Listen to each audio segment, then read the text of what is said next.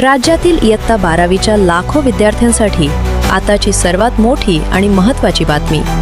February ते मार्च 2026 मध्ये झालेल्या 12वी बोर्ड परीक्षेच्या निकालाची प्रतीक्षा अखेर संपली आहे.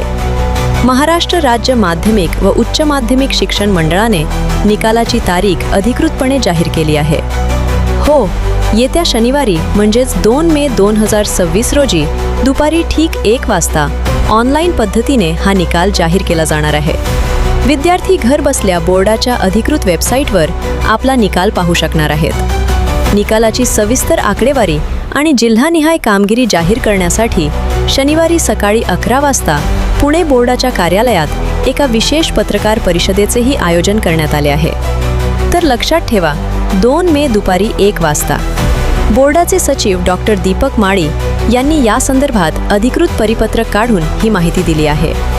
अशाच महत्त्वाच्या बातम्या आणि शैक्षणिक अपडेट्स सर्वात आधी पाहण्यासाठी साथ महाराष्ट्राची न्यूजच्या वेबसाईटला आणि सोशल मीडिया पेजला नक्की फॉलो करा. धन्यवाद.